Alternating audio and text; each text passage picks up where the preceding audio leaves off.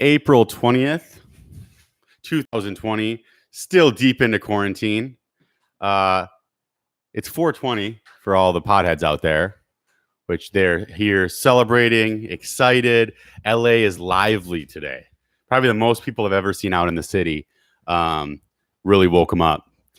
Another weird part about LA is I haven't seen the sunshine too often since this quarantine started. I actually think that in order to improve the weather in LA, the sun wants to see the people out. That is true.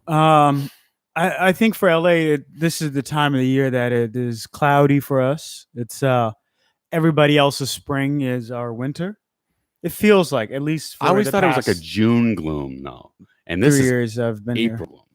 Yeah, April 20th, closer to May. We'll all right, see. all right. June gloom in April, it's fine. I would rather have the gloom while we're in quarantine, so Yeah, get it out of the way. we're happy to be here. Double down on the sadness. I'm wearing my Minnesota Vikings hat today. I continue to get scared that the NFL season is not upon us. I think it's the draft. The draft is like this week.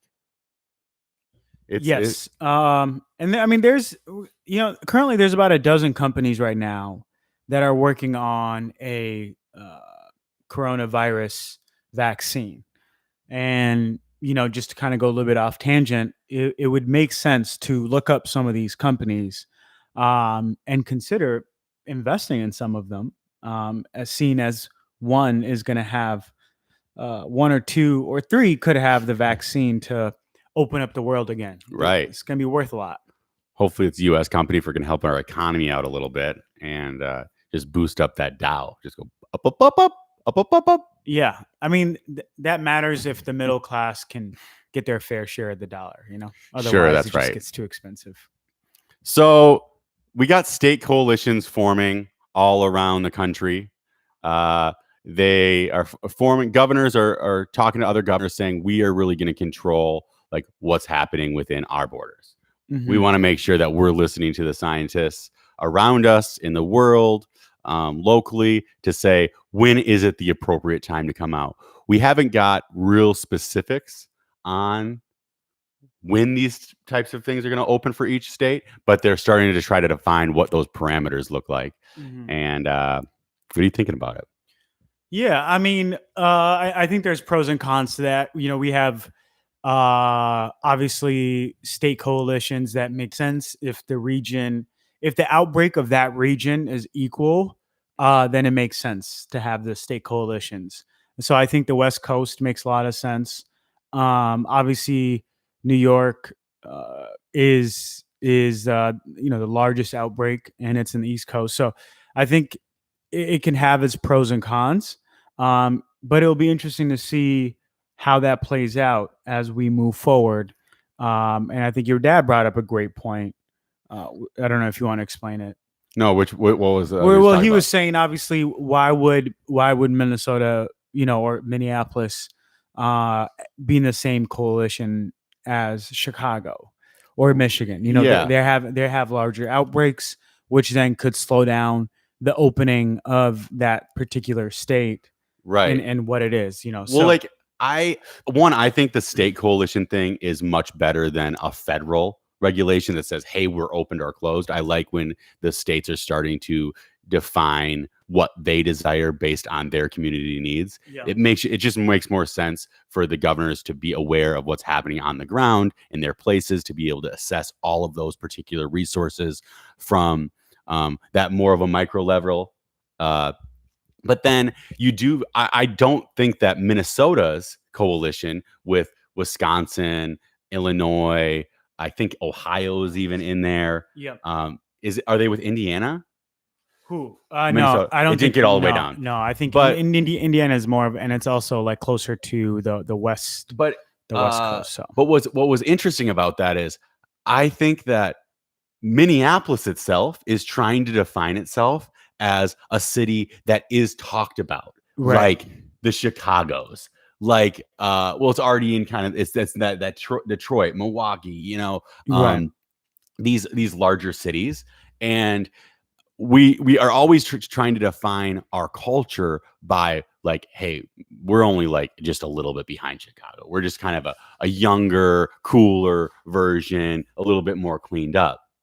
But when we're trying to compare ourselves to Chicago when it comes to this pandemic, it's like it's not even close to the amount of resources that Minnesota currently has available because it is one of those medical capitals of the world. And we just live a different lifestyle. We have more space. Minneapolis now, I think that it might have a similar lifestyle to a lot of those larger cities. But once you get outside of that in Minnesota, it's drastically different.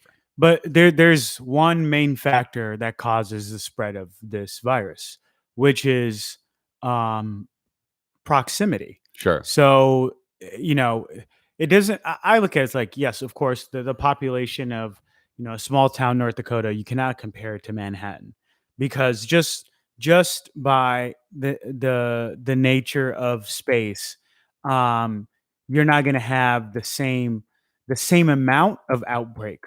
But could you have the same rate, from a percentage wise? So I think currently, about I don't know what percentage in New York has it. I don't know if it's 10%.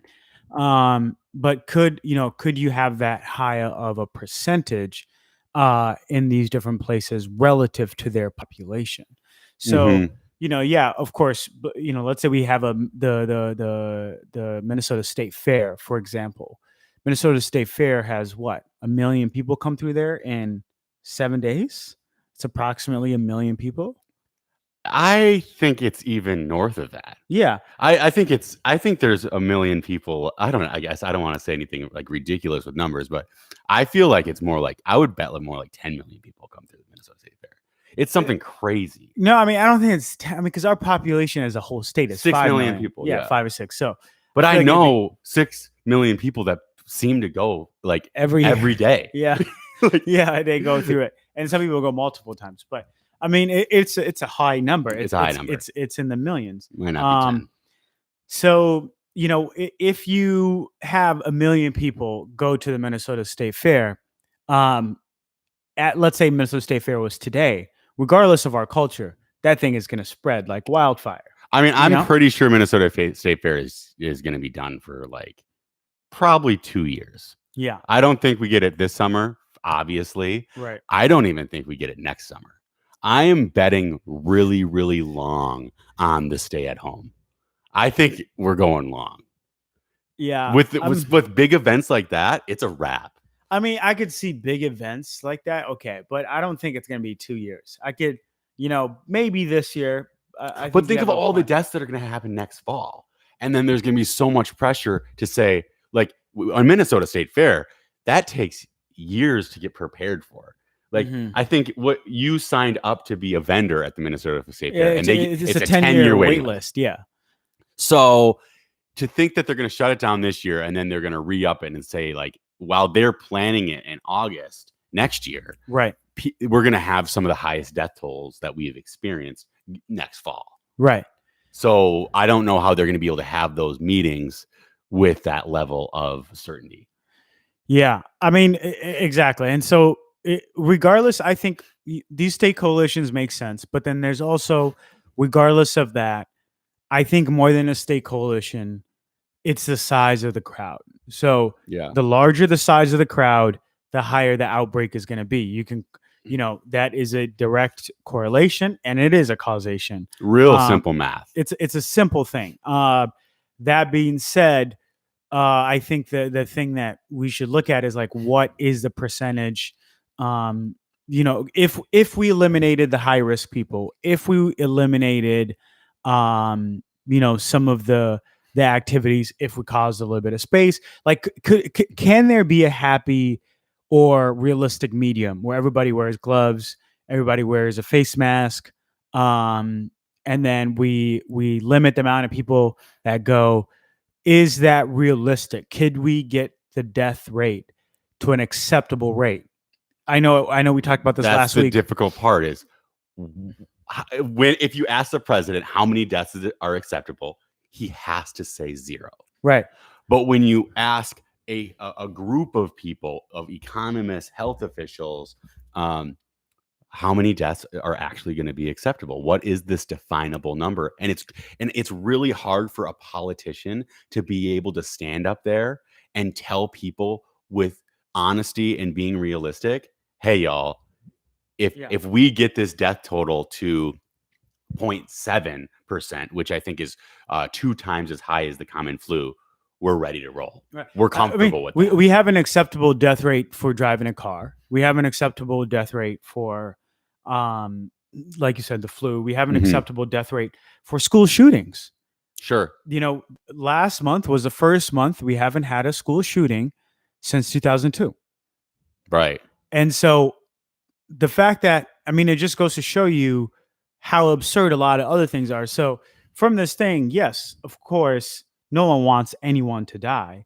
If 0 people died from coronavirus, that would be amazing. That's perfect world. That would be a perfect world relative to corona, right? It's still not a perfect world, but perfect corona world. Yeah, like if the corona death rate, if we can get it down to the flu, is that the number? I like double flu. I like 0.7%. Double the flu. Double flu is that I'm starting to feel comfortable. Double flu. I think if we can get it down to the flu, then we're good. You're gonna wait inside till it's the flu? No. I'm saying that we should put in measures to get it down to the flu rate. I'm saying that means when you're out, you have gloves on, you have a mask on. Like when you're in a crowd of people. I'm still double flu. Double flu. Okay. Yeah. So as you can see, we don't even have a roommate coalition on this Not issue. Yet. So, no. Which has led to a lot of protest around the country. I believe now there's about 5 or 6 different states that have protested, including our very own Minnesota. Yeah. I'm a bit embarrassed country, to say baby. that, I get who's not frustrated by the shutdown. We're all frustrated. Right. We're all anxious. It's annoying, but I think that it is a bit dramatic. The same people that tell people when Black people are getting arrested, just obey the law. When there's people who are saying, I'm fighting for my life and that's why I'm coming to your border, and we tell them, just obey the law. And now those same exact people, Trump voters, are like, I don't want to obey the law. I don't want to listen to officials because it is affecting my life. It's like, well, there you go. This is what it feels like when your back is up against a wall. And we're telling people, a human is a human. At the end of the day, my message to those people that did go and protest, I understand your frustration, but at the end of the day, remember that this is a real virus. And second, remember this the next time you tell somebody else to follow the law, especially when that person has their back against the wall. It is goofy that it seems to be. It's always like, okay, these people who are currently protesting would be the same exact people that would be bothered by protesting other things. Exactly. And that's the biggest thing that I think we all have to stop doing is like, you can protest this, you can't protest this, you can protest this. And we kind of have these definable lines in our head of like, what's a protestable. Yeah. The protest itself is not actually the thing that's bad. It's if they actually responsibly protested 6 feet apart, put on masks, but a lot of the signs are like the virus is fake. They're not putting up masks on. It's like okay, you doing that. You may personally you're rotating the gun. What's that? Well, like when you have like 6, one in the chamber. Russian roulette. Yeah, you're playing Russian roulette with this. Yeah. And we shouldn't do anything made in Russia. Exactly. Like what the heck? So, why would we do Russian roulette? Well, you're playing Russian roulette, and it may not go off on you, but it may go off on your mom, your sister, and I totally agree with you on this particular point, which I think you should learn how to protest better. Right. The only issue with this with that argument in this protest is they're protesting that the numbers aren't real. Right. A lot of them. Right. And so in order to protest the numbers aren't real, you got to walk out of your car without the mask and say, this just doesn't kill you. Right. And I think they could be much more effective by staying in their car and like protesting in more silence and like and with more definable, like saying, okay, we don't think that the numbers are fact. And this is what we need our government to do to help us understand it more. Because I think that what's tough is we're at this point in time where the protesters are protesting. I want to get out. I want to start my life. Yeah. And I also think the reason that they're protesting is because it doesn't seem to have a defined factor yet of when I'm going to leave. If we could have, and this is to straight up to Trump, we need to have some sort of figure that we're all and goal that we're pointing towards that has some sort of like scientific credibility or some sort of like ratio to say, okay, if we get down to this number, the doors are open on America. Right. And I understand that that's difficult right now because there is nothing definable out there. We're asking something that isn't possible. Right. But the government's really screwed up getting the expectations of the population in line. It feels like it's always the sliding scale. Right. Once you get up to this is your release date, oh, sorry, another month gets tagged on. Yeah. So I understand the frustration, but I would also give shit to the protesters of saying you're not defining your expectations of it moving forward with the same level of expectation that you have for the government. So they're like, we want the government to define what it means to be open. It's like you also aren't really defining what it means to walk outside either. You're just saying open it up. Right. And we all know that's not reality right now. Right. And to kind of add on to your point, I think the one part that the media and the government has done a disservice to Americans is not show body bags. And this is what I mean. When the United States bombs another country, you see that bomb light up in the air. When we hung Saddam Hussein, we showed that on TV. When we had the Middle East Arab Spring, we showed that on TV. We've shown very gruesome things on TV. You put a face to the problem. The media loves just like boom. Exactly. This is the face that is we're attacking this. And what a lot of Americans are feeling, even if they logically understand what the problem is, and even though they're doing the quarantine thing to a T, the American media and the government have not made it real enough for majority of Americans to see these body bags. And I think that we're treating the American citizen as somebody who we're almost like shielding them away from the problem. But it's like, we have no problem being honest about showing real deaths when it's any other time.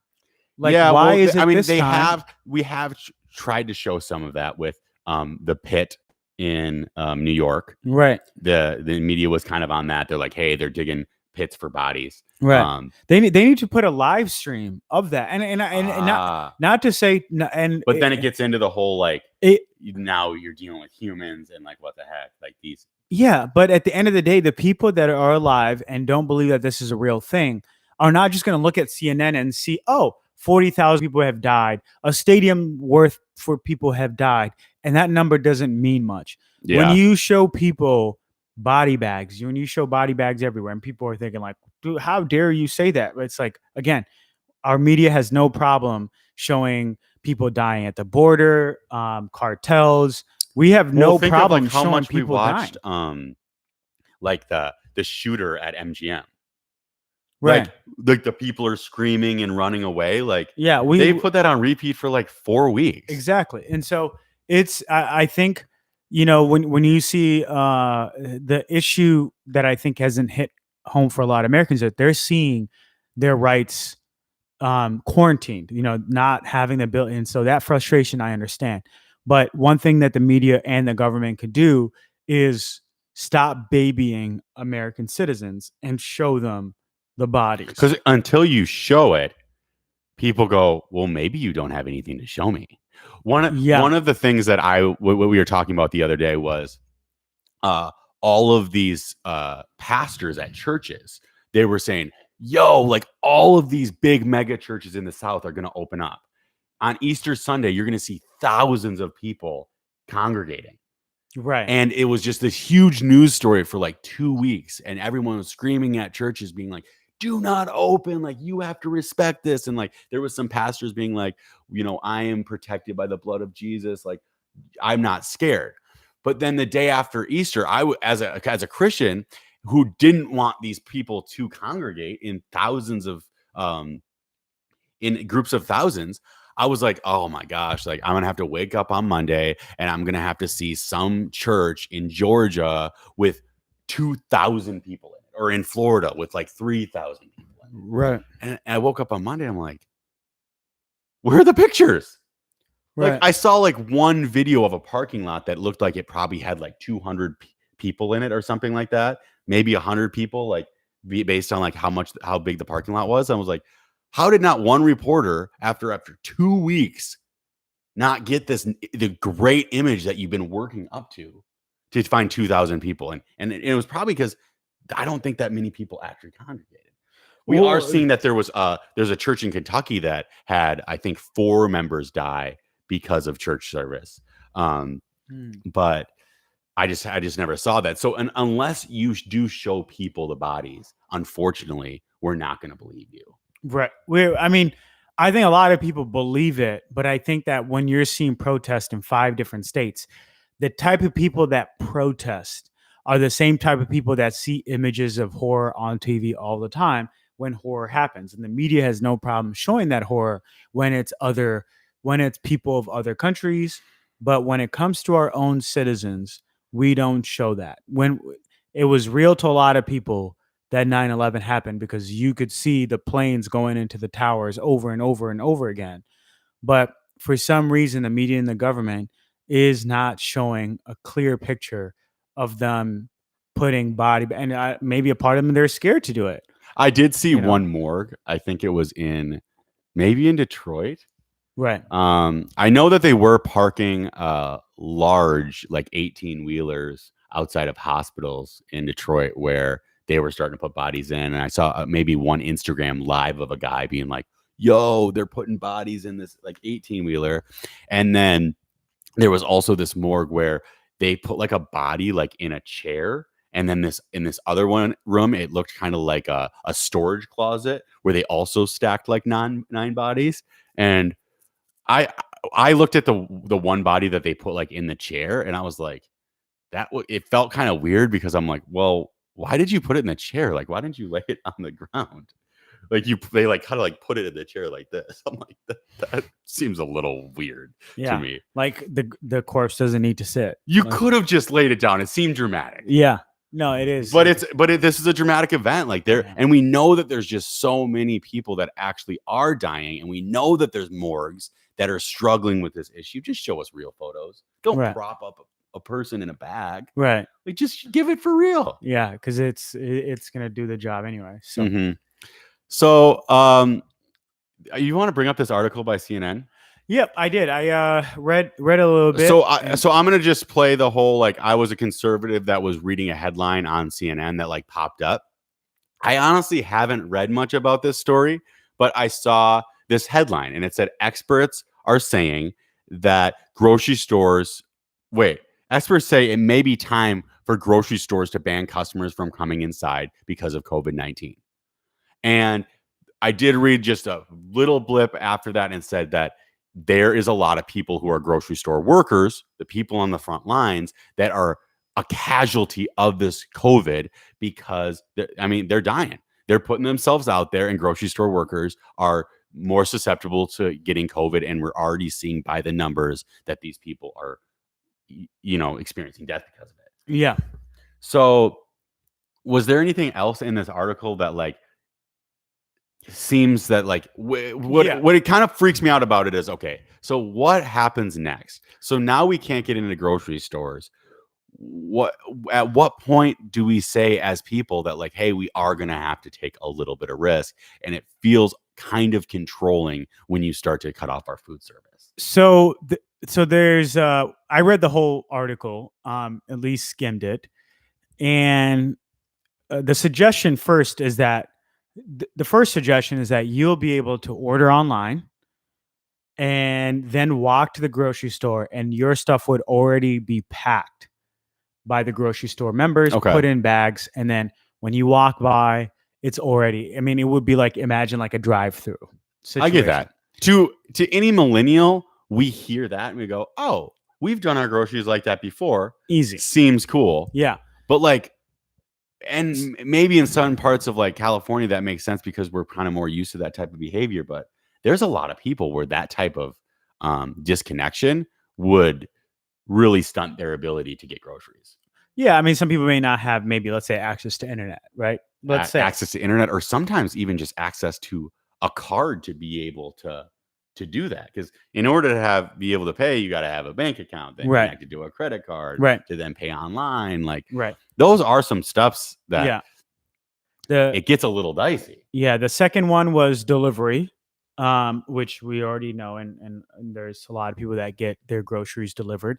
But it also talked about the fact that, you know, they interviewed Trader Joe's, which said that their stores are not set up to take on what experts are saying. So unfortunately, they're not gonna close their grocery stores, and they're just going to do their best that they can, and they're going to take the risk because this is an essential need. And then the grocery store also mentioned that there is mom and pop stores that can't do this. And so for those reasons, even though the experts are right from a perspective of saying that grocery store workers are put at a higher risk, the article does talk about the type of grocery stores, one that said that they're not going to do it because they can't do it. Mhm. And that includes a chain as large as Trader Joe's, which is It's saying not possible. not possible. And then there's also, so I think the article did a fair assessment. It took what some experts have said, and it broke it down and said, here's what they're suggesting, and then also to counter that with people that don't. So I felt like it was a pretty fair and balanced article. The kind of scary part about what we're currently dealing with is I feel like what we feel like can't happen has happened already. Right. There's so many Feels like a times slippery where slope. you saw that headline and me and you would be both being like, oh, bro, Yeah. that's not happening. Yeah. NBA getting canceled, bro, stop. Yeah. And then a week later, it's like, go Bear, and NBA's canceled. Yeah. And If I would have told you, if I would have painted the picture that we're at April 20th today, back, let's say January 20th, you would have thought that I was smoking crack on Skid Row. yeah, we would be like, we're like 4 blocks away from Skid Row. I'd be like, gosh, come on. Yeah. I guess I don't see you a lot during the day. Did you so like, what's up? accidentally step on a needle when you were running here? Yeah. You would probably call my parents or my brother and go, I think it's time to get him back home. I know, because There's a- I've been able to get you to agree on some conspiracy theories much easier lately. I mean, because you're like, oh man, it could happen. yeah, I But mean, where before you were always like, no possible way. yeah, of course. Yeah, there's, I mean, I'm now living in a new reality. And so there's less that I can say now. Like, it's not that I believe in it, to clarify. It's more of the Right. fact that, like, I'm not dismissive of the fact that it could happen. And so What are the I'm- odds do you think that this came out of the lab in Wuhan? I read about that back in a little bit in January about the fact that there's a lab in Wuhan that has the virus. And I don't know if they got the virus from a patient that they're studying it from. Yeah. But so, yeah, I don't really know. And I don't think they created the virus. I think that they found the virus yeah. through whatever it would have been, through an animal or a human. And then they were trying to actually figure out maybe how to create a vaccine for it. I'm not saying that I believe that this is for sure, but conspiracy theory of it would be they found the virus from probably a person. Right. And then they go, okay, we need to understand this thing. We need to protect ourselves against it. And then deep conspiracy would say, we found the vaccine. Let's let it rock. Right. Let it go. It's Right. time to let the world see this thing. Right. And then we have the vaccine, we vaccinate our people, and then we just kind of look at everybody and go, I can't believe nobody can find the vaccine. Like, wow, Yeah. this sounds horrible. I still need to do more research to understand why it takes. I know there needs to be clinical trials. Maybe that's one of the reasons why it takes so long to have a vaccine out, that you could like say everyone should have this. We trust that it's safe enough to do it. Well, that's Trump style. Trump style is like, if you got a hunch, Just do it. let's test. like Trump's cool with testing all Americans. Yeah. What's going on? Hey, it's a 50-50 chance that you die with this thing. He goes, We did our best. let's check it out. We're gonna test. Who are we testing on?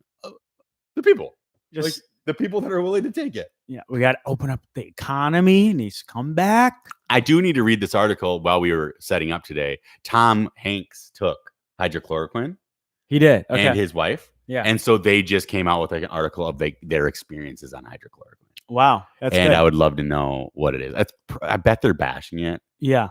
I would be very much surprised knowing, of being a fan of Tom Hanks, and I would be very much surprised to see an actual not like some random right-wing media saying that they took it, but a video of Tom Hanks and his wife, or just even Tom Hanks talking about his experience with hydrochloroquine. You don't think he did? No, he didn't. I would. That's what I'm saying. I don't think he did, and I would be very much surprised if he did. Come on, you're gonna have to read CNN today. And so because I see him as somebody who's responsible enough. That's to be why I like, think he's probably bashing it, though. I think that he's probably saying it's not on a Breitbart or anything like that. It's CNN, and I think that's why he's probably saying like hydrochloroquine was kind of like it didn't work.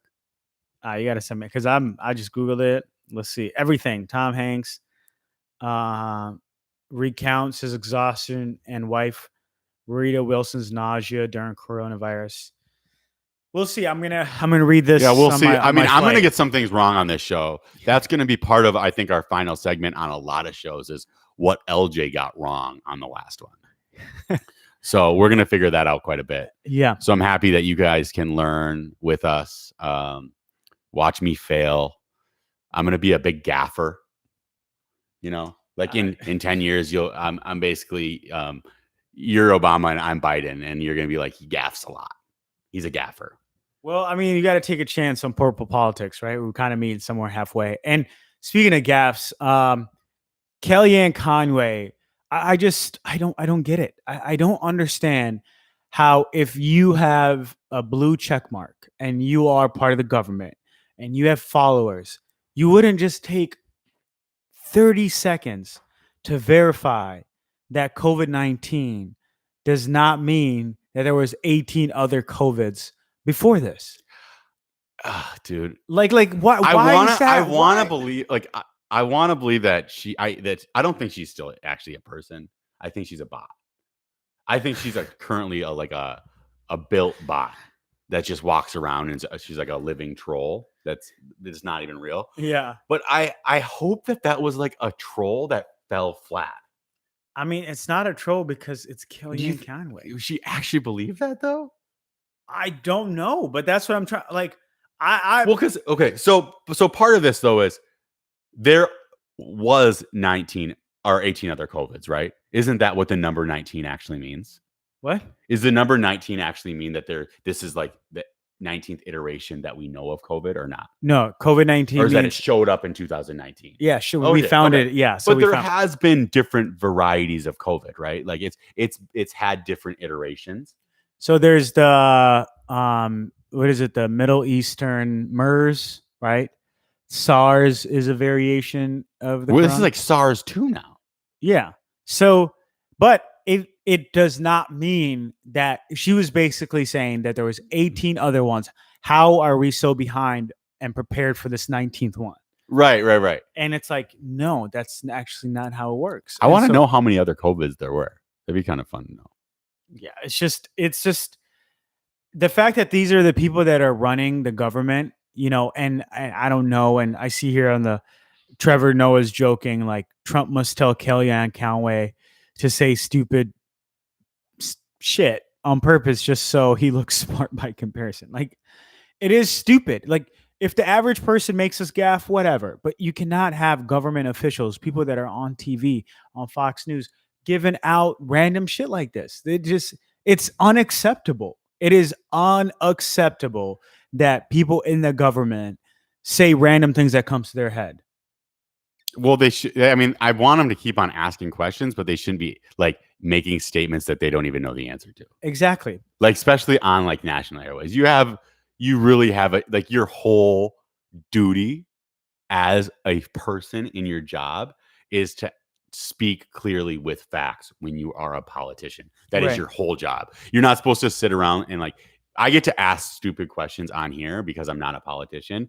And if I was a politician, I would have to have like a little closed room with people that are much smarter than me every single day to be like, to have the ask the stupid question spot of the day. And why she's not even asking questions. She's just making statements. And I don't think she's that smart of a lady, but I actually don't think she's a human. I believe she's a bot. Shake Shack, the fast food chain, said that it was returning a $10 million loan from a federal program to help small businesses following criticism that the stimulus program had favored large chains, which it has. At the end of the day, there are people who have 40 employees, 50 employees, 100 employees that the system didn't trickle down to them. This is one of those, again, fake trickle down economics. But this is Shake Shack saying, "Hey, sorry, we applied for the loan. We're giving it back." Yeah, because why are the Shake Shacks of the world taking out the loan when they don't need it? I think it's shitty that they applied. Exactly. Yeah. I'm like I'm not gonna hand clap Shake Shack for giving the loan back. Right. I'm gonna say fuck you for applying in the first place. Yeah, Their numbers are probably gone up during this. Exactly. It's like Netflix applying. It's like Netflix is winning from this situation. Not that it wants to, but it's winning, and it's right. It's not saying like, hey, this is a service we're providing, and we're glad to take your mind off a little bit during this. Wow, I was like starting to favor Shake Shack a little bit. Like I like In-N-Out so much, and I eat it, and I'm like, this is great. And then I eat a Shake Shack, and I go, this might be better. Shake Shack is better. I don't know how Shake Shack is in LA, but every Shake Shack I've had when I was in Manhattan was just usually off better. a first bite. I go, wow, Shake Shack's it tastes a little bit better. But now I am an In-N-Outer. I think that's it for me today. I have a flight to catch. You'll be seeing us more on Zoom for a little bit. Yeah. We're doing some move arounds. Sets are going to be changing a little bit. We have some movement happening here in the city and internationally. So over and out from Purple Politics. We're going to do this like the real social distancing. Yeah. Right? What we're doing is we're doubling down on what we think and believe, which is people should stay removed from each other and not talk to each other. Mm-hmm. And That's even close your ears because it could get in your ears. Much love. Peace and out. Enjoy your 420.